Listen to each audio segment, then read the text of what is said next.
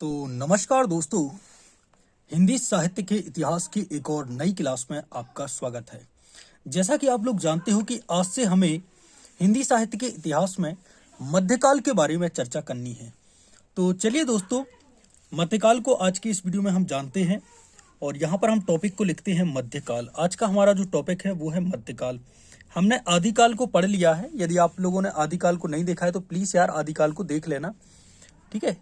थोड़ा सा बिलर वगैरह जो भी प्रॉब्लम आ रही है आपको थोड़ा सा उस पर ध्यान नहीं देना है। मध्यकाल, मध्यकाल को बेसिकली भक्ति काल भी कहा जाता है, तो ये बात भी आपको दिमाग में रखनी है कि मध्यकाल को भक्ति काल भी कहा जाता है, ठीक है। जॉर्ज गियर्सन के अनुसार जो भक्ति काल का उदय है वह भारत में ईसाइयत की देन है, ये कहा है जॉर्ज गियर्सन जी ने, ठीक है। और भक्ति काल है उसको हिंदी साहित्य का स्वर्ण युग भी, यानी कि जो भक्ति काल है इसको हिंदी साहित्य का स्वर्ण युग भी कहा जाता है। तो हिंदी साहित्य का स्वर्ण युग कौन सा काल है, ये कई बार क्वेश्चन बनता है आपके एमए के एग्जाम में, तो ये प्रश्न आपको दिमाग में रखना है, ठीक है। हिंदी साहित्य का स्वर्ण युग आपका भक्ति काल है, ठीक है।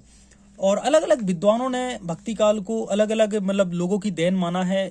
जैसे जॉर्ज गियर्सन ने तो कहा था कि यह ईसाइयत की देन है, और एक विद्वान हुए जिनका नाम था ताराचंद, उन्होंने कहा था कि ये जो है ये मतलब भक्ति काल है, ये अरबों की देन है, ठीक है। मतलब ऐसे अलग अलग लोगों ने अलग अलग माना है।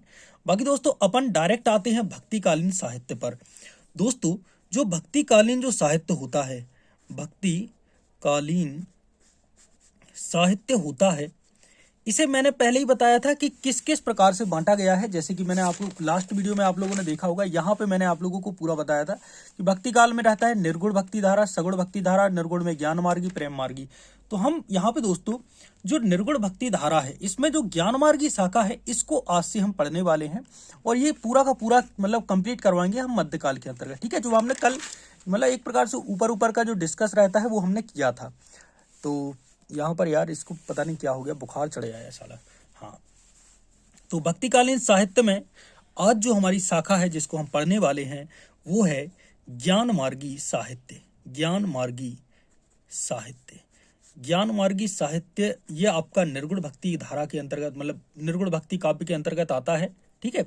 ज्ञान मार्गी साहित्य, ज्ञान मार्गी साहित्य में मैं मतलब तीन या चार लोगों के मतलब जो रचयिता हैं उनके बारे में मैं आपको बताऊंगा, और वो आपको याद रखने हैं और उन्हीं से आपके एग्जाम में प्रश्न बनेंगे।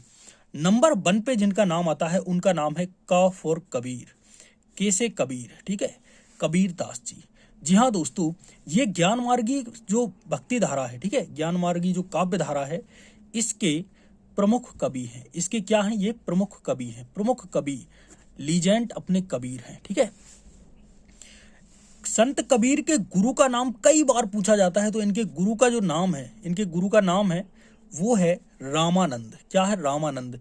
मैं जब एमए का एग्जाम दे रहा था मेरे को ऑप्शन में ये प्रश्न आया था कि कबीरदास जी के गुरु का क्या नाम है, तो ऑप्शन थे उसमें 4, तो मैंने रामानंद पे मतलब लगाया था। और आपसे भी यदि ये पूछा जाए तो आपको रामानंद ही टिक करना है, ठीक है। अब आगे चलते हैं। ये पता नहीं आज क्या हो रहा है, ये नई समस्या मेरे को आ गई है इसमें, मतलब हर बार वो झिलमिला टाइप का रहा है, उससे आपको थोड़ी सी परेशानी हो रही होगी यार, उसमें मैं क्या ही कर सकता हूँ। बाकी मैं कोशिश कर रहा हूँ यहाँ पे, मतलब जो भी हाथ है क्या करूँगा यार, मेरे को मतलब समझ में नहीं आ रहा है उसको कैसे सॉल्यूशन ले आऊँ। बाकी आज एडजस्ट कर लीजिए यार, कुछ समस्याएं हैं घर पे बनी हुई हैं यार, उसके लिए।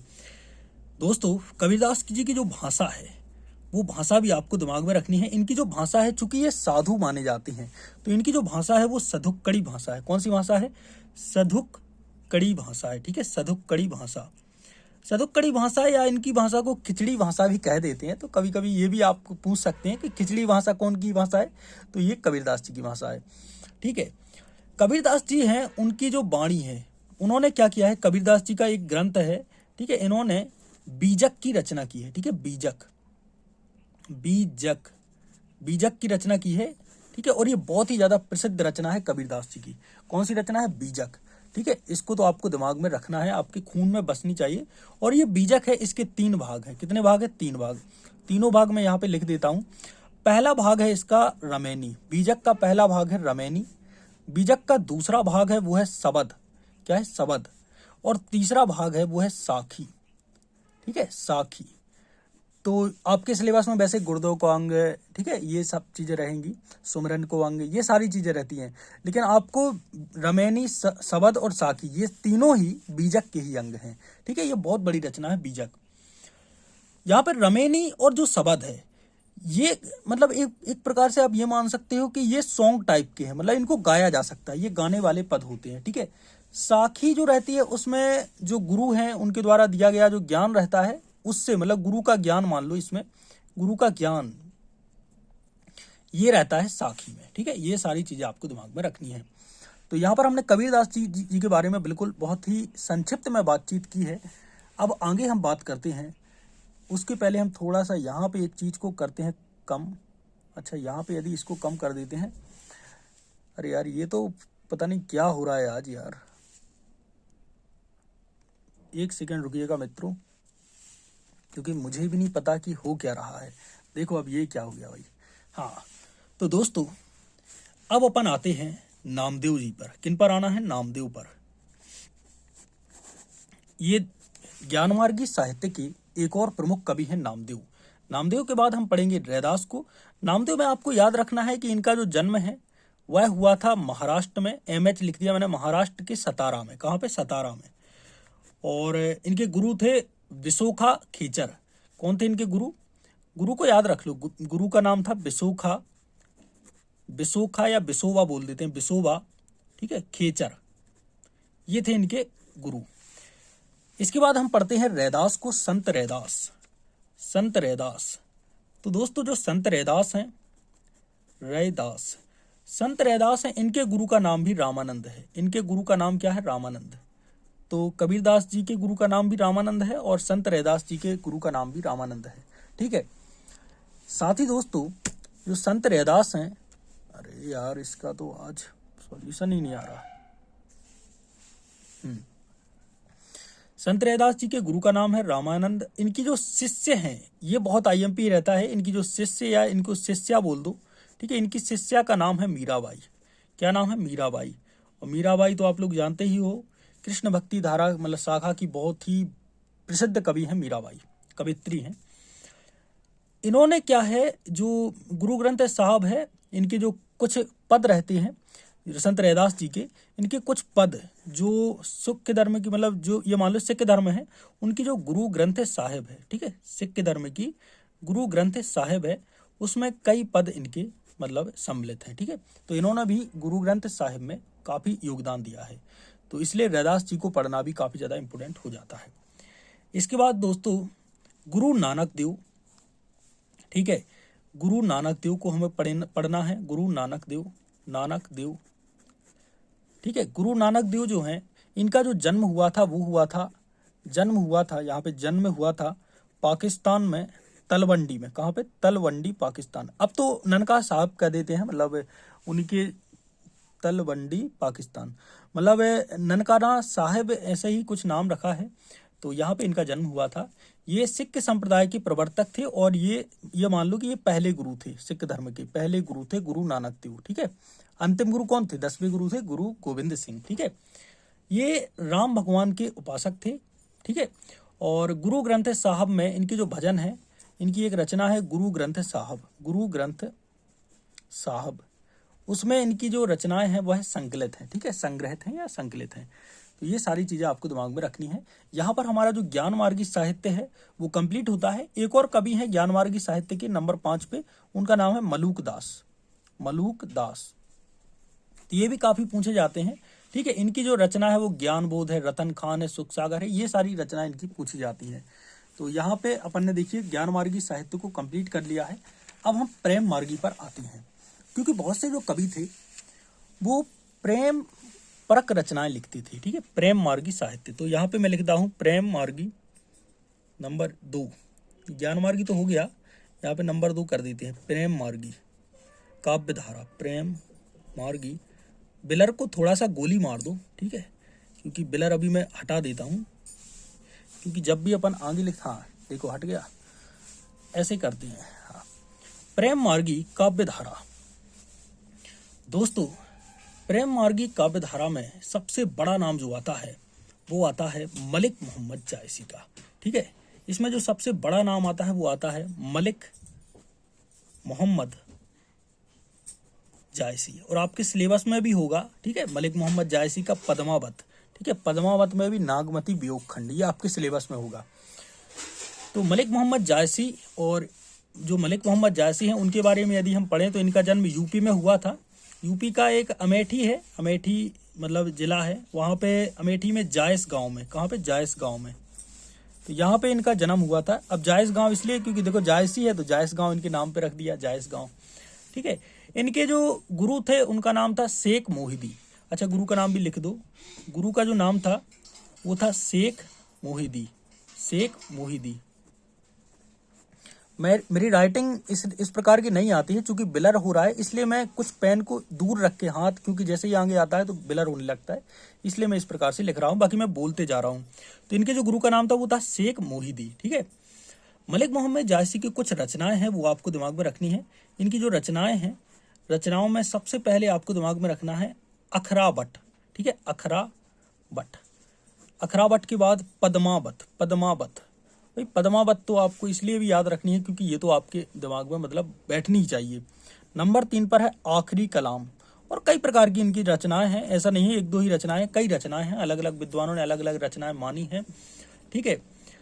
अखरावट है, उसमें इन्होंने क्या किया है, जो सूफी संत हैं, जो अखरावट है इसमें इन्होंने सूफी संतों का वर्णन किया है। क्या किया है, सूफी संत हैं, संतों का इन्होंने बेहतरीन तरीके से वर्णन किया है, ठीक है, सूफी संतों का वर्णन किया है अखरावट में। पद्मावत है तो इसमें रत्नसेन है, रत्नसेन है, पद्मावती है, तो इस प्रकार से इनकी कहानी है, रत्नसेन, पद्मावती और नागमती, इनका मतलब एक प्रकार से पूरा वियोग वगैरह जो भी है प्रेम कहानी है उस पर रचित एक रचना है पद्मावत। आखिरी कलाम है तो इसमें जो इस्लाम है उसकी मान्यता के अनुसार जो प्रलय है, यानी कि एक कयामत की आखिरी कलाम, कलाम यानी कि यहाँ पे कयामत, तो कयामत की जो अंतिम रात है उसका वर्णन किया गया है, ठीक है। अंतिम काय का वर्णन किया गया है, कयामत की रात का, कयामत, कयामत आएगा ना एक बार, संसार सारा का सारा मतलब बिखर जाएगा, उसका वर्णन किया है आखिरी कलाम में, ठीक है। यहाँ पे दिख रहा होगा ना आप लोगों को। तो ये है हमारे मलिक मोहम्मद जायसी। एक और नाम आपको दिमाग में रखना चाहिए जो कि प्रेम मार्गी काव्यधारा में काफी प्रसिद्ध नाम है, उनका नाम है मुल्ला दाऊद, मुल्ला दाऊद। मुल्ला जो दाऊद हैं इनकी एक रचना है, प्रसिद्ध रचना है, इसलिए आपको दिमाग में ऐसे ही रख लो, चंद्रायन। क्या नाम है, चंद्रायन, चंद्रायन या चंद्रायन, बल्कि चंद्रायन है, ठीक है। जो चंद्रायन है, ये जो इसकी जो रचना हुई थी वो 1369 ईस्वी में हुई थी, ठीक है, 1369 ईस्वी में चंद्रायन रचना की, मतलब चंद्रायन की रचना हुई थी, ठीक है। और दोस्तों जो चंद्रायन है इसकी जो भाषा है, इसकी जो भाषा है, इसकी जो भाषा है वो है अवधी भाषा। कौन सी भाषा है, अवधी भाषा है, यहाँ पे मैंने लिख दिया है अवधी भाषा है चंद्रायन की, ठीक है। और इसमें क्या एक प्रकार से लौरिक रहते हैं, उनकी पत्नी मैना रहती है, तो प्रेम कथा पर आधारित है ये रचना चंद्रायन, ठीक है। एक और आप लोग यहाँ पे प्रेम मार्गी शाखा में एक बहुत ही चित्रावली के रचयिता जो हैं, चित्रावली के रचयिता हैं, उनका नाम क्या है यार, मेरे को याद नहीं आ रहा, उस्मान है शायद, देखो उस्मान है, ठीक है, शायद नहीं 100%, उस्मान ने एक रचना रची है चित्रावली, चित्रावली, ये भी आप याद रख सकते हो। तो कुल मिला के 3 लोगों के मैंने नाम बताए हैं। वैसे तो प्रेम मार्गी काव्यधारा में कई लोग मतलब कई रचयिता आते हैं, तो मैंने 3 ही व्यक्तियों के नाम आपके सामने रखे हैं। बाकी दोस्तों अब हम चलते हैं आगे और अब हम अन्य चीजों को जानते हैं। दोस्तों बात कुछ इस प्रकार से है कि यहाँ पर हमारी जो ज्ञान मार्गी शाखा है, प्रेम मार्गी शाखा है, तो जो निर्गुण भक्ति काव्यधारा है वो तो हमारी कंप्लीट हो गई। अब हम यहाँ पे सगुण भक्ति काव्यधारा को भी संक्षेप में समझ लेते हैं। सगुण भक्ति काव्यधारा में 2 ही मतलब यहाँ पे काव्यधाराएं हैं, एक है राम भक्ति, ठीक है, और एक है कृष्ण भक्ति, ठीक है। अब यहाँ पे ये फिर झिलमिल करने लगा, कृष्ण भक्ति काव्यधारा, तो राम भक्ति को अब हम पढ़ लेते हैं, राम भक्ति काव्यधारा को, फिर हम कृष्ण भक्ति काव्यधारा को पढ़ेंगे। तो राम भक्ति काव्यधारा, राम भक्ति काव्यधारा, देखो इनके मतलब तो आप लोगों को नहीं बताना पड़ेगा। राम भक्ति से आप वैसे ही जानते हो, जिन्होंने राम की उपासना की और अपनी कविताओं में राम भगवान को लिखा, उनके बारे में लिखा, वही राम भक्ति काव्यधारा है, ठीक है। राम भक्ति काव्यधारा में जो सबसे बड़ा नाम आता है वो है हमारे तुलसीदास जी का, तुलसीदास, तुलसीदास सदा हरिचेरा, ठीक है। तो ये हिंदी साहित्य के एक प्रकार से महान कवि माने जाते हैं तुलसीदास जी। ठीक है। तुलसीदास जी के बारे में आप लोगों को यहाँ पे दिमाग रखना है, मतलब ध्यान में रखना है उनके गुरु का नाम। तो इनके गुरु का जो नाम था वो था स्वामी अग्रदास। क्या नाम था? स्वामी अग्रदास, स्वामी अग्रदास, ठीक है, अग्रदास। अग्र, तुलसीदास जी आगे रहते थे, उनके गुरु भी आगे रहते, तो अग्रदास उनके गुरु का नाम था, ठीक है। उनकी कुछ कृतियां हैं जिसमें रामचरितमानस बहुत ही प्रसिद्ध है। तो रामचरितमानस के लेखक हैं, रचयिता हैं, ठीक है, रामचरितमानस के रचयिता हैं तुलसीदास जी, ठीक है। कवितावली, दोहावली, कई और रचनाएं हैं, बाकी रामचरितमानस मुख्य रचना है। चूंकि अपन संक्षेप में पढ़ रहे हैं इसलिए मैंने बताया आप लोगों को, ठीक है। इनकी जो प्रमुख रचनाएं हैं उनमें देखिए रामचरितमानस तो है ही, विनय पत्रिका भी है, ठीक है, विनय पत्रिका, कवितावली, दोहावली, कृष्ण गीतावली, हनुमान वाटुक, ये सारी चीजें हैं, ठीक है, मतलब ये सारी रचनाएं हैं। बाकी दोस्तों इन्होंने जो रचनाएं रची हैं, ठीक है, अब लाइट भी चली गई है, तो लाइट जाने पर बहुत बहुत बधाई। इनकी जो भाषा है वो अवधी भाषा है, ठीक है, अवध की भाषा में ये रचनाएं रचते थे और लिखते थे, ठीक है। तो ये बात भी आपको दिमाग में रखनी है, इनकी जो भाषा है वो कौन सी है? अवधी भाषा है। दोस्तों राम भक्ति धारा में और भी जो मतलब लेखक हुए हैं, कवि हुए हैं, रचनाकार हुए हैं, उनमें देखिए एक नाम आता है रामानंद का। मैं शॉर्ट में बता रहा हूँ, रामानंद है, इनका जन्म हुआ था काशी में, ठीक है। इनके गुरु का नाम था राघवानंद, ठीक है। इन्होंने जो रामानंद है, इन्होंने बैरागी संप्रदाय की स्थापना की थी, बैरागी संप्रदाय की स्थापना की थी, संप्रदाय इसकी स्थापना की थी रामानंद ने, ठीक है। इसके बाद एक नाम आता है अग्रदास का। किनों का? अग्रदास का, अग्रदास। तो अग्रदास को मैंने पहले बताया, ये जो थे ये तुलसीदास जी के एक प्रकार से गुरु थे, ठीक है। और अग्रदास की एक रचना है, अग्रदास की जो रचना है वो है ध्यान मंजरी। क्या है? ध्यान मंजरी। तो ये बात भी आपको दिमाग में रखनी है, ध्यान मंजरी किन की रचना है? अग्रदास की। और कई सारी पदावली, कुंडवलियां, ये सारी भी इन्होंने रची हैं अग्रदास जी ने। इसके बाद दोस्तों एक और नाम आता है, उनका नाम है नाभादास। नाभादास जो है उनके जो गुरु हैं वो थे स्वामी अग्रदास, यही थे नाभादास के गुरु, ठीक है। और इनकी जो कृतियां थी वो थी भक्तमाल, ये इनकी कृतियां हैं नाभादास की, भक्तमाल है, ठीक है। एक है अष्टयाम, अष्टयाम, इस प्रकार से इनकी कई मतलब और राम भक्ति से संबंधित कई और कृतियां हैं। तो ये सारी कृतियां इनकी हैं। यहाँ पर दोस्तों हमारे जो राम भक्ति काव्य धारा है उनके सभी कवि कंप्लीट होते हैं। अब हम बात करते हैं कृष्ण भक्ति काव्य धारा की, मतलब काव्य धारा के प्रमुख कवियों के बारे में। तो दोस्तों अब हम पढ़ने वाले हैं कृष्ण भक्ति काव्य धारा। यहाँ पे हम टॉपिक लिख देते हैं कृष्ण भक्ति काव्य धारा, काव्य धारा। अब आप लोग इतने तो बड़े हो गए हैं कि आपको ज्यादा एक्सप्लेन नहीं करना होगा। इसमें कृष्ण के प्रति जो भक्ति है उसको काव्य में प्रकट किया है। इसमें जो सबसे आईएमपी फैक्ट होता है वो रहता है अष्टछाप के कवि। कौन रहते हैं? अष्टछाप। अष्टछाप एक प्रकार से 8 कवियों का एक प्रकार से समूह है। ये बात आपको दिमाग में रखनी है, ठीक है। एक पूरा का पूरा मैं वीडियो लेके आऊंगा और अष्टछाप के कवियों से आपके जो पेपर है उसमें प्रश्न बनता है कि अष्टछाप के सभी कवियों का उल्लेख कीजिए और उनकी प्रमुख रचनाएं लिखिए। तो मैं इसके बारे में अलग से एक पूरा का पूरा वीडियो लेके आऊंगा, डिटेल वीडियो रहेगा, ठीक है। अभी आप ये मान लो अष्टछाप है, जो अष्टछाप है इसकी जो स्थापना है, इसके कोई ना कोई तो थे जिन्होंने इसकी स्थापना की। तो अष्टछाप की जो स्थापना है ये की थी वल्लभाचार्य ने, ठीक है। वल्लभा, यहाँ पे लिख दो वल्लभाचार्य। वल्लभाचार्य ने अष्टछाप की स्थापना की थी। अष्टछाप में 8 कवियों को, मतलब 8 रचनाकारों को एक प्रकार से स्थान मिला, ठीक है। एक और प्रश्न बनता है अष्टछाप का जहाज किसे कहते हैं? अष्टछाप का इसका जहाज किसे कहते हैं? अष्टछाप का जहाज जो है वो कहा जाता है हमारे सूरदास जी को, सूरदास जी को। इनको अष्टछाप का जहाज कहा जाता है, ठीक है। वल्लभाचार्य जो थे उनके एक प्रकार से मैं जैसे 8 कवियों के नाम यहाँ पे बता सकता हूँ आप लोगों को, यदि आपके पास समय हो। बाकी देखो रचनाएं मैं आगे ही बताऊंगा, देखिए। अच्छा, मैं देखिए अष्टछाप के सभी कवियों को यहीं पे करा देता हूँ, क्यों मैं आपके लिए अलग से वीडियो बनाऊं। देखिए अष्टछाप में आपको जो सबसे पहले पढ़ना है वो है यहाँ पे वल्लभाचार्य, वल्लभाचार्य, ठीक है। अब दोस्तों यहाँ पर एक मिनट यार, यहाँ पे क्या चलने लगा, 1 सेकेंड रुकना। जी हाँ दोस्तों, यहाँ पे दोस्तों वल्लभाचार्य के शिष्य ये रहेंगे 4 शिष्य रहेंगे जो कि अष्टछाप में शामिल होंगे। और एक और थे विट्ठल दास, ठीक है, विट्ठल दास जो थे उनके शिष्य, ये भी आपके अष्टछाप में सम्मिलित हो जाएंगे। तो इनके जो शिष्य रहेंगे और इन दोनों के शिष्य रहेंगे ये अष्टछाप में रहेंगे। इनके 4 शिष्य रहेंगे, 4 इनके ही शिष्य रहेंगे। तो जो बल्लभाचार्य हैं उनके एक शिष्य का नाम है कुंभन दास। क्या नाम है? कुंभन दास। आई थिंक कि आप लोगों को दिख रहा होगा, कुंभन दिख रहा है ना, कुंभन दास। एक और शिष्य हैं जिनका नाम है परमानंद दास, परमानंद दास। अच्छा, मैं इनके बारे में डिटेल में बताते जाता हूँ। जो कुंभन दास थे, इन्होंने क्या किया है, 84 वैष्णव हैं, उनकी वार्ता है 84 वैष्णव की वार्ता, ठीक है, 84 जो वैष्णव होते हैं उनकी वार्ता का संकलन किया है, ठीक है, वार्ता का संकलन किया है। जो परमानंद दास हैं, ठीक है, इनके बारे में इतना याद रख लो कि इनका जन्म हुआ था उज्जैन में। कहाँ पे? उज्जैन में, ठीक है। नाम बता रहा हूँ मैं सभी के।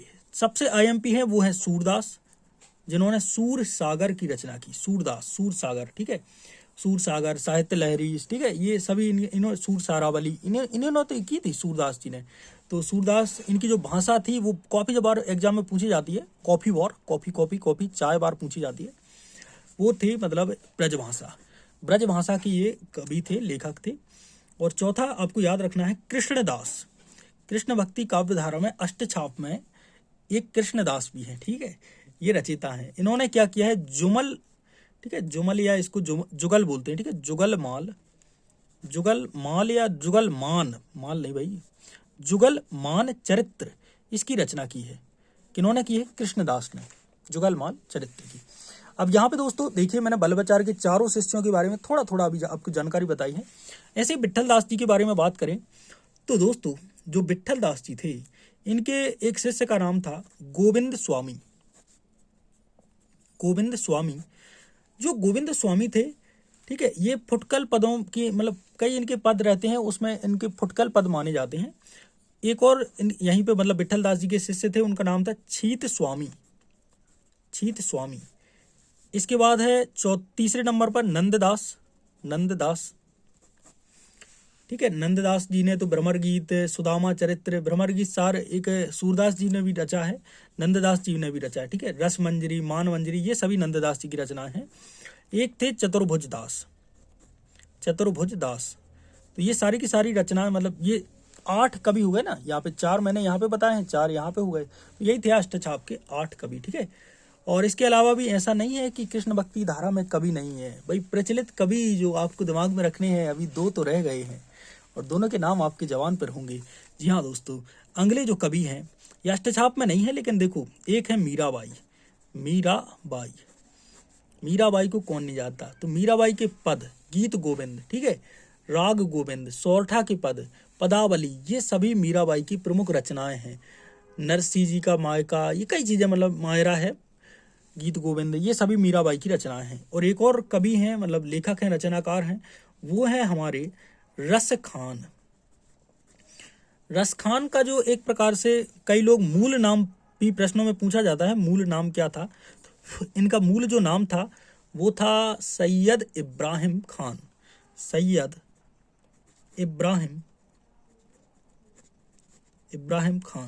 ये था रस खान का मूल नाम।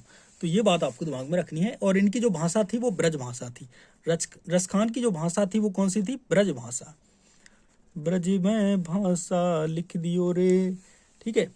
अब दोस्तों, यहाँ पे जो हमारी कृष्ण भक्ति काव्य धारा है उसका संक्षिप्त एक प्रकार से कंप्लीट होता है। अब हम बात करते हैं मध्यकाल का ही एक पार्ट है। मध्यकाल अभी खत्म नहीं हुआ है, मध्यकाल का ही एक पार्ट है, उसको कहते हैं उत्तर मध्यकाल। क्या कहते हैं? उत्तर मध्यकाल। अब एक काल लिखते नहीं बन रहा, उत्तर मध्यकाल। यहाँ पे देखिए मध्यकाल, इसी उत्तर मध्यकाल को रीतिकाल भी कहा जाता है।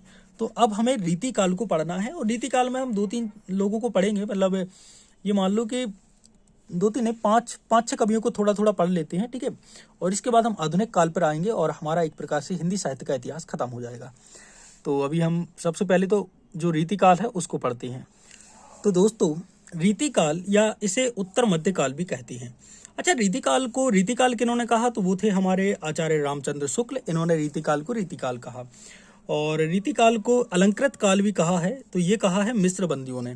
ठीक है, तो ये बात भी आप लोग दिमाग में रख सकते हो कि रीतिकाल को अलंकृत काल भी कहा है। और रीतिकाल को विश्वनाथ प्रसाद जो मिश्र हैं उन्होंने श्रृंगार काल भी कहा है। श्रृंगार काल, अच्छा इतने सारे नाम हैं, क्यों हैं? और आखिर ये रीतिकाल का मतलब रीतियों से है क्या कुछ और चीज़ों से है? तो इसकी थोड़ी सी स्टोरी मैं यहाँ पे थोड़ा सा मतलब यहाँ पे बता देता हूँ, बाकी इसको ज़्यादा सीरियसली नहीं लेना। दोस्तों क्या हुआ, रीतिकाल का जो समय है वो लगभग आप ये मान लो कि 1500-1600 के बाद का समय है, 1700 के बाद का समय है। तो इस समय राजाओं के आश्रय में रहकर मंत्री रहते थे। ठीक है, और कुछ ऐसे गायक हुए कि जो कि राजाओं के आश्रय में रहते थे।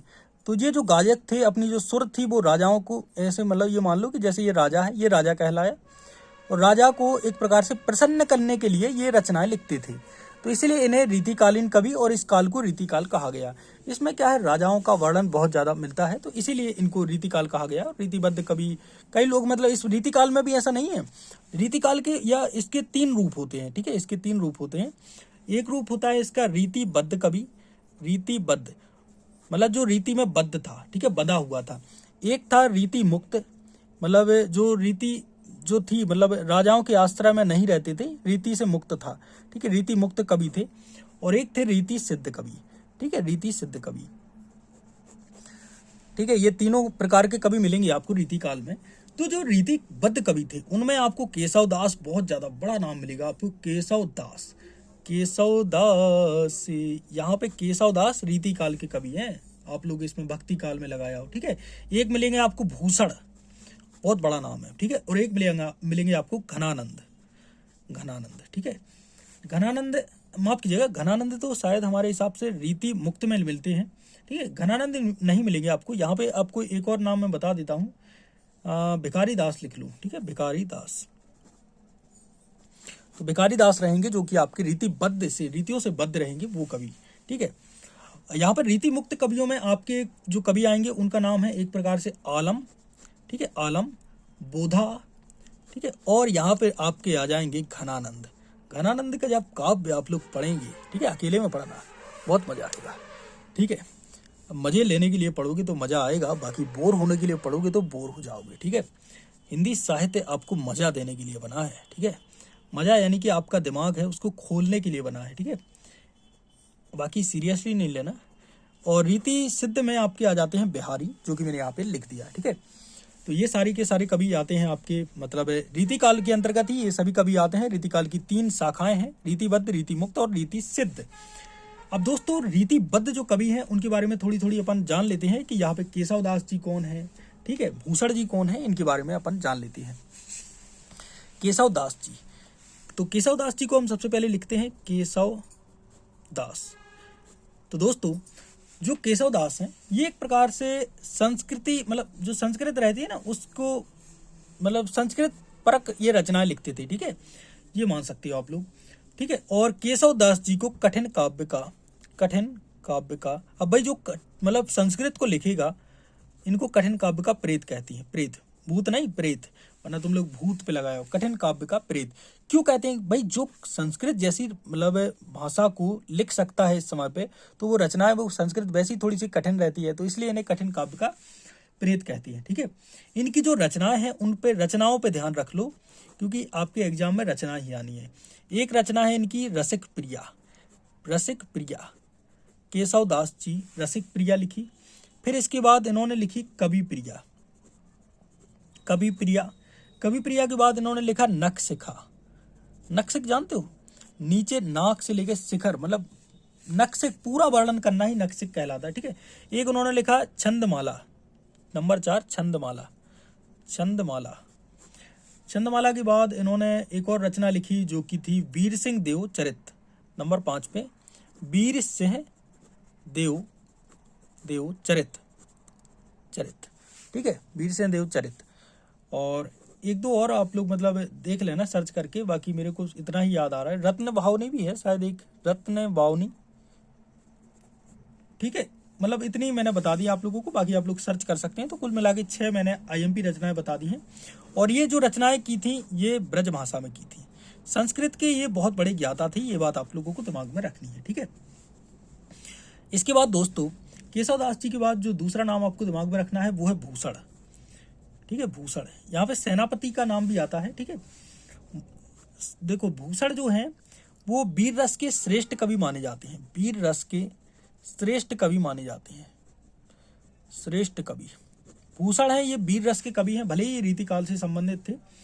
इनकी जो प्रमुख रचनाएं हैं उनको देख लो, इनकी जो रचनाएं हैं, यहाँ पे रचना मैंने लिख दिया रचनाएं, ठीक है। इनकी जो रचनाएं हैं उनमें छत्रसाल दशक, छत्रसाल, महाराजा छत्रसाल के बारे में आप लोगों ने सुना है, ठीक है। छतरपुर से संबंधित है महाराजा छत्रसाल, ठीक है। छत्रसाल दशक एक रचना लिखी, एक लिखी शिवराज, शिवराज भूषण, ठीक है, शिवराज भूषण। एक इनकी रचना है शिवा बावनी, शिवा बावनी। अगर आप एमपी से हो तो आपके एग्जाम में मतलब भूषण आने वाले हैं, ठीक है। और ऐसा नहीं है ये पूरे ऑल इंडिया के लिए ही है, ऐसा नहीं है, क्योंकि जो रीतिकालीन कवि हैं वो तो चंद हैं और हिंदी साहित्य तो पूरे भारत में पढ़ाने वाली है, मतलब पढ़ाने वाली है। तो इसलिए आपको ऐसा दिमाग में नहीं रखना कि एमपी में ये रहता है कि भूषण के बारे में थोड़ा ज़्यादा आता है और केशवदास जी के बारे में। हाँ, सेनापति के बारे में भी कभी कभी वो पूछ लेते हैं जब भी मतलब उनका मन करता है एग्जामिनर का। मैंने देखा है भूषण के बारे में बहुत ज़्यादा आता है, तो इनको तो यार पढ़ के ही जाना आप लोग। ये मैंने मतलब अपना जो सेल्फ अनुभव है वो बता रहा हूँ मैं। बाकी दोस्तों जो रीतिबद्ध कवियों में तीसरा नाम आता है वो है हमारे सेनापति। कौन है? सेनापति। और आना भी चाहिए यार, क्योंकि जिन्होंने अपने कल्चर के बारे में लिखा, जो वीर रस के बहुत ही बेहतरीन श्रेष्ठ कवि थे, उनके बारे में तो आना ही चाहिए यार। सेनापति है, ठीक है। ये भक्ति और श्रृंगार, इनके मतलब इनके जो रचनाएं हैं उनमें भक्ति प्लस श्रृंगार, श्रृंगार, ठीक है। श्रृंगार को ऐसे लिखते हैं, बाकी श्रृंगार में दो लाइनें ऐसे यहाँ पे नहीं लगाएंगी, एक ही लाइन रहेगी। तो भक्ति और श्रृंगार के दोनों के कवि हैं, ठीक है। इनके प्रमुख जो ग्रंथ हैं उसमें आप लोग ये मान लो काव्य कल्प पद्म, ठीक है, और एक काव्य कवित्त रत्नाकर, कवित्त रत्नाकर, कवित्त रत्नाकर। ये जो है ये सेनापति के प्रमुख ग्रंथ हैं। कवित्त, यहाँ पे ये कवित्त लिखा है, कवित्त। इसके बाद भिखारी दास देव, ये सभी आपके रीतिबद्ध कवियों में आती हैं। अच्छा, हम आगे पढ़ते हैं, मतलब आगे जानते हैं रीति मुक्त कवियों के बारे में। इसको थोड़ा सा मैं सेटअप कर लेता हूँ, अब ज़्यादा बिलन नहीं हो रहा है, अच्छी बात यही है और यही तो हमें चाहिए। अब हम रीति मुक्त कवियों के बारे में पढ़ते हैं, तो यहाँ पे मैं लिख देता हूँ हेडिंग में रीति मुक्त कवि। देखो अब होने लगा, जैसे ही मैंने कहा बिलन नहीं हो रहा है, देखो उसको मतलब नज़र लग गई। देखो इसलिए मैंने ये क्या है कि हाथ ज़्यादा ना जाए वहाँ पे। रीति मुक्त कवियों में आपको एक नाम याद रखना है घनानंद का, और कुछ नाम याद रखो या ना रखो, ये नाम याद रख लो घनानंद। घनानंद आपके सिलेबस में भी होंगे, तो इनके बारे में तो आपको पढ़ना ही पढ़ना है। इनकी जो रचना है, घनानंद की जो रचना है प्रेम पत्रिका, रचना है प्रेम पत्रिका, ये भाई आपको याद रख लेनी है। प्रेम पत्रिका, प्रेम सरोवर, प्रेम सरोवर, ठीक है, रस बसंत, इश्क लता, मतलब प्रेम से संबंधित कुछ रचना है इनकी, तो ये सभी आपको दिमाग में रखनी है। बाकी दोस्तों रीति मुक्त कवियों में इसके बाद अपन पढ़ेंगे रीति सिद्ध कवि। रीति में सिद्ध जो कवि हैं, ठीक है, रीति सिद्ध कवि। तो दोस्तों रीति सिद्ध कवि हैं, उनमें बिहारी का नाम काफ़ी ज़्यादा इंपोर्टेंट है, ठीक है। बिहारी, यहाँ पे बिहारी का नाम काफ़ी ज़्यादा इंपोर्टेंट है। तो बिहारी का जो जन्म है वह हुआ था ग्वालियर में, ये भी कभी कभी पूछा जाता है। तो बिहारी जी का, बिहारी है, उनका जन्म हुआ था ग्वालियर में। और इनकी जो रचना है, एक ही रचना है, ज़्यादा इन्होंने खिचड़ी नहीं पकाई, एक ही रचना है बिहारी सतसई, ठीक है, सतसई भी कह देते हैं। तो ये है इनकी रचना, ठीक है। और ये एक प्रकार से मुक्तक काव्य है, जो बिहारी जी की रचना है बिहारी सतसई, ये मुक्तक काव्य है। और इन्होंने मतलब श्रृंगार रस है, ये श्रृंगार रस पर एक रचना है, श्रृंगार रस, इसकी इससे संबंधित एक रचना है जो बिहारी सतसई जो रचना है, ये श्रृंगार वाली रचना है, ठीक है। अब दोस्तों यहाँ पे जो हमारा एक प्रकार से मध्यकालीन काव्य है वो होता है समाप्त, मतलब जो मध्यकाल है वो समाप्त होता है। काव्य से मतलब यहाँ पे काव्य नहीं, मध्यकाल अपना समाप्त होता है। अब हम आधुनिक काल की बात करेंगे, और आधुनिक काल में हम जो 6 मतलब आधुनिक काल है, यहाँ पे मैं लिख देता हूँ, ठीक है। नंबर 3 पर आता है आधुनिक काल। आधुनिक काल, आधुनिक काल को 6 भागों में बांटा गया है, ठीक है। और उन 6 भागों में आपको इस प्रकार से मैं यहीं पे पढ़ा देता हूँ, ठीक है, क्योंकि मैंने इसके एक और वीडियो बना लिया था यार, मेरे को थोड़ा सा ऐसे लग रहा है कि मैंने पढ़ा दिया था तो मैं ना पढ़ाऊँ, अलाली आ रही है, समझ रहे हो। तो हलाली तो आनी नहीं चाहिए वैसे युवाओं को। तो देखिए आधुनिक काल को 6 भागों में बांटा गया है। एक है आपका भारतेंदु युग, भारतेंदु युग, ठीक है, बिल्कुल कॉमन, बिल्कुल इजी तरीके से बता रहा हूं मैं। दूसरा है आपके द्विवेदी युग, द्विवेदी जी अपने जो आए थे, ठीक है, द्विवेदी युग। द्विवेदी युग तुम ये नहीं मानना हजारी प्रसाद द्विवेदी, महावीर प्रसाद द्विवेदी के नाम पे है। नंबर 3 पे आपको दिमाग में रखना है, वो है छायावादी युग। छायावाद के 4 स्तंभ कौन कौन से, कमेंट बॉक्स में बताओ, ठीक है, छायावादी युग। नंबर 4 पे है प्रगतिवादी युग, ठीक है, प्रगतिवादी युग या प्रगतिवाद बोल देते हैं, ठीक है। और इसके बाद प्रगति हुई तो फिर प्रयोग भी होने लगे, तो फिर नंबर 5 पे आया प्रयोगवाद। यहाँ पे मैं प्रयोग लिख रहा हूँ, ठीक है, प्रयोगवाद, ये आप लोग मान लेना प्रयोगवाद युग है। नंबर 6 पे जो आया वो है नई कविता, इसको नई कविता बोलते हैं। तो नई कविता सभी के मैं एक प्रकार से, देखिए आपको दिख रहा है ना, हाँ। तो आधुनिक काल को 6 भागों में बांटा गया, भारतेंदु, द्विवेदी, छायावादी, प्रगतिवादी, प्रयोगवाद और नई कविता, ठीक है। Writing doesn't matter. अबे तुम राइटिंग देखोगे मेरी, मैं जो बोल रहा हूँ वो तो सुनो। जो भारतेंदु युग है, ठीक है, भारतेंदु युग, भारतेंदु युग से आप लोग ऐसे ही समझ लो कि भारतेंदु जो शब्द है उसमें एक भारतेंदु हरिश्चंद्र नाम का आप लोगों को दिमाग में बोध हो रहा होगा, क्योंकि उनके बारे में तो आप लोगों ने पढ़ा है। तो भारतेंदु युग जो है ये 1850 से, ईस्वी बता रहा हूँ, 1850 से 1900 तक का युग है, ठीक है। द्विवेदी युग है ये 1900 से लगभग 1918 तक का युग है, ठीक है। छायावादी युग 1918 से ये मान लो कि 1920 साल चला था, तो 1938 तक का युग है। इसके बाद आता है प्रगतिवादी युग, तो ये 5 साल चला था, तो 1938 से 5 साल कितने होता है, 38 5 43, 1943 तक का। इसके बाद प्रयोगवादी चला था, लगभग कितने साल चला था यार, 7-8 साल चला था, तो 1943 से लगभग 1951 तक। और नई कविता तो देखो 1951 नहीं है नई कविता, ये मान लो लगभग 1951-52 से, यहाँ पे मैं 54 लिख देता हूँ क्योंकि सार्वजनिक लोग कहते हैं कि 54 से स्टार्ट हुई है नई कविता, तो आज तक, ठीक है। ये है आपका नई कविता वाला युग। तो मैंने सभी का युग भी बता दिए हैं, थोड़ी थोड़ी मैं मतलब सभी के एक एक रचनाकार बता देता हूँ। वैसे छायावाद के 4 स्तंभ आपको दिमाग में रखने ही चाहिए, ठीक है। और भारतेंदु युग में आपको 2 नाम तो आपके दिमाग में रखने ही चाहिए, एक तो प्रताप नारायण मिश्र और एक भारतेंदु हरिश्चंद्र। यहाँ पे मैं लिख देता हूँ, एक है भारतेंदु हरिश्चंद्र, भारतेंदु हरिश्चंद्र, ठीक है, हरिश्चंद्र, चंद्र भी या चंद भी, जो भी आपको मतलब अच्छा लगे। इन्हें भारतेंदु हरिश्चंद्र, इन्हें हिंदी साहित्य का पितामह भी कहते हैं, ठीक है। और एक और प्रताप नारायण मिश्र, प्रताप नारायण नारायण मिश्र, ठीक है। ये दोनों मतलब जो कवि लेखक हैं ये आपको दिमाग में रखने चाहिए, ठीक है। और भारतेंदु हरिश्चंद्र को मैं अलग से एक वीडियो बनाऊंगा, उसमें पूरे मतलब भारतेंदु हरिश्चंद्र, क्योंकि पता है प्रश्न कैसे बनता है, भारतेंदु हरिश्चंद्र का संक्षिप्त जीवन परिचय लिखिए, तो इसके मतलब जो प्रश्न है ना, उस प्रश्न के बारे में मैं बिल्कुल डिटेल में आपको एक प्रश्न का वीडियो लेके आऊंगा, तो वो आप लोग देख लेना, आपका काम बन जाएगा। ऐसे प्रताप नारायण मिश्र का मैं एक वीडियो लेके आऊंगा, क्योंकि इनकी जो पत्रिकाएं हैं, ब्राह्मण पत्रिका में इन्होंने काम किया, ठीक है। और दंगल खंड इनकी एक रचना है, मन की लहर एक रचना है, तो इनकी कुछ प्रमुख रचनाएं भी है। बाकी दोस्तों द्विवेदी युग में महावीर प्रसाद द्विवेदी को तो हम पढ़ेंगे ही, ठीक है। आचार्य महावीर प्रसाद द्विवेदी, महावीर प्रसाद यानी कि प्रसाद, ठीक है, प्रसाद द्विवेदी, तो महावीर प्रसाद द्विवेदी, ठीक है। अयोध्या सिंह उपाध्याय, हरिओद को तो आप लोग जानते ही होंगे, ठीक है। मैथिली शरण गुप्त, जिन्होंने साकेत की रचना की, जो कि आपके मैथिली शरण गुप्त जो कि साकेत के रचयिता हैं, और ये आपके सिलेबस में भी है, मैथिली शरण गुप्त जो कि द्विवेदी युगीन कवि हैं। इसके बाद छायावाद के 4 स्तंभ, ठीक है। माखनलाल चतुर्वेदी को तो आप लोगों को पढ़ना ही है छायावाद में, माखनलाल चतुर्वेदी, अच्छा भोपाल में तो इनके नाम पे एक यूनिवर्सिटी भी है ना, माखनलाल चतुर्वेदी यूनिवर्सिटी। हिमतरंगड़ी, हिमकटिंगड़ी जो भी है, ठीक है, राज जो भी है, समर्पण, वनवासी, ये इनकी रचनाएं हैं। सुमित्रानंदन पंत, सूर्यकांत त्रिपाठी निराला, महादेवी वर्मा, जयशंकर प्रसाद, हरिवंश राय बच्चन, रामधारी सिंह दिनकर, सुभद्रा कुमारी चौहान, ये सभी छायावादी युग में आते हैं। इसके बाद प्रगतिवादी युग में कौन आता है, नागार्जुन आते हैं आपके प्रगतिवादी युग में, ठीक है, नागार्जुन। प्रयोगवाद में कौन आता है, प्रयोगवाद में आते हैं अज्ञेय, सचिदानंद, हीरानंद, वात्स्यानंद, अज्ञेय। और इनके नदी के द्वीप आपके लिए बहुत ज्यादा एमपी है, आपके सिलेबस में आएगा, आपकी 3rd सेमेस्टर में आएगा, ठीक है। इनके जो नदी के द्वीप है ना, ये बहुत असाध्य बीड़ा आएगा, असाध्य बीड़ा भी आएगा शायद, ठीक है। असाध्य बीड़ा तो आप लोग ये मान लो कि जो क्रिकेट मतलब जो करीटी नामक वृक्ष है ना, वहाँ पे यार क्या नाम है, मेरे को थोड़ा सा अभी याद नहीं आ रहा है। नई कविता में देखिए, आपको नई कविता में धर्मवीर भारती को पढ़ लेना, ठीक है। यहाँ पे मैं भारती लिख रहा हूँ, भारती साहब को पढ़ लेना आप लोग। और एक भवानी प्रसाद मिश्र हैं जिनकी एक कविता है आज पानी गिर रहा है, बहुत पानी गिर रहा है, ठीक है। नरेश मेहता, इनको पढ़ लेना। तो यहाँ पे हमारा दोस्तों आदिकाल जो है, आधुनिक काल है, वो समाप्त होता है। और यहाँ पे हमने हिंदी साहित्य का जो इतिहास है, हिंदी साहित्य का जो संक्षिप्त इतिहास है, क्योंकि इतिहास पे देखो, इतिहास पे जाएंगे तो मैं ये आपको एक किताब बताता हूँ, ठीक है। किताब कितनी बड़ी है यार, वो किताब कहाँ गई, एक सेकंड रुक जाना।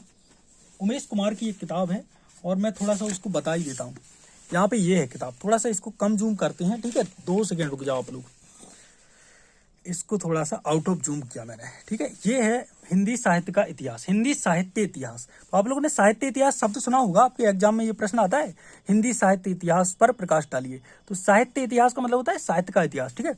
उमेश कुमार की ये किताब है और ये हमारे मध्य प्रदेश ग्रंथ अकादमी के लिए, मतलब भोपाल से रचित है। बाकी दोस्तों ऐसा नहीं है कि ये भोपाल से रचित है तो केवल भोपाल वालों के लिए है, ये पूरे मध्य प्रदेश, भारत के किसी भी यूनिवर्सिटी में चले जाओ, मतलब सभी के लिए इम्पोर्टेंट है। तो यहाँ पे दोस्तों ये किताब है। अब यहाँ पे यदि आप लोग हिंदी साहित्य के इतिहास को जानेंगे तो आप लोग ये मान लो कि ये देखिए, इसमें बहुत ज़्यादा डिटेल में चीज़ें दी गई हैं। जैसे हम अब प्रश्नों पर बात करेंगे इसके बाद, ठीक है। जैसे इतिहास, दर्शन और साहित्य इतिहास, आधारभूत सामग्री, पुनर्लेखन की समस्याएं और समाधान, काल विभाजन और विभिन्न अवधारणाएं, काल सीमा निर्धारण और कालों का जो नामकरण है उनके बारे में। खंड 2 में हम आदिकाल एवं भक्ति काल के बारे में पढ़ेंगे, जिनके बारे में मैंने संक्षिप्त में बताया है। अब इसमें पूरा डिटेल में है, ठीक है। यदि आप लोग चाहते हो कि मैं इस पूरी किताब का वीडियो बनाऊं तो आप लोगों को कमेंट बॉक्स में जरूर बताना होगा। रीतिकाल के बारे में देखो, इसमें पूरा डिटेल में है, रीतिकाल में क्या है, मतलब उसकी जो राजनीतिक सामाजिक पृष्ठभूमि क्या थी, सांस्कृतिक पृष्ठभूमि क्या थी, ये सभी चीजें मैं आप लोगों को बता दूंगा। क्योंकि यहाँ पे आप लोग यहाँ पे देख सकते हैं, यहाँ पे छायावाद है, उत्तर छायावाद भी है। उसमें उत्तर छायावाद में आपकी प्रगतिवाद, प्रयोगवाद, नई कविता, नवगीत और समकालीन कविता, ये सभी चीज़ें आ जाती हैं। और हिंदी गद्य की अन्य विधाएं, कहानी, उपन्यास, निबंध, नाटक, ये सारी चीज़ें आ जाती हैं। तो ये आपकी बहुत बेहतरीन किताब है और इसको मैंने मतलब ये मान लो कि इसके मतलब बहुत सारी चीज़ें मैंने पढ़ी हैं। जैसे मलुकदास के बारे में अपन ने अभी पढ़ा था, तो ये मलुकदास जी हैं, ठीक है। तो ये भी है, ठीक है। तो बाकी दोस्तों यहाँ पे अपन वीडियो को अब एंड करते हैं और ये किताब आपको फ्री में मिल जाएगी यदि आप मध्य प्रदेश से, मध्य प्रदेश के वो हैं, स्टूडेंट हैं। बाकी दोस्तों आप यूपी कहाँ से, मतलब किस यूनिवर्सिटी से हैं, आपको ये कमेंट बॉक्स में बताना है। कमेंट में देखो क्या करना है, आपके लिए काम बताता हूँ मैं, किस यूनिवर्सिटी से बिलोंग करते हैं, ठीक है। किस यूनिवर्सिटी से, कमेंट बॉक्स में बताओ, कौन से जिले से हो, आपका नाम क्या है, पूरा नाम बताना और आपकी एज कितनी है, ठीक है। और पर्सनल सवाल पूछे तो आपकी शादी हो गई कि नहीं, ये भी बता देना, ठीक है। मिलते हैं एक और नए वीडियो के साथ, तब तक के लिए जय श्री राम।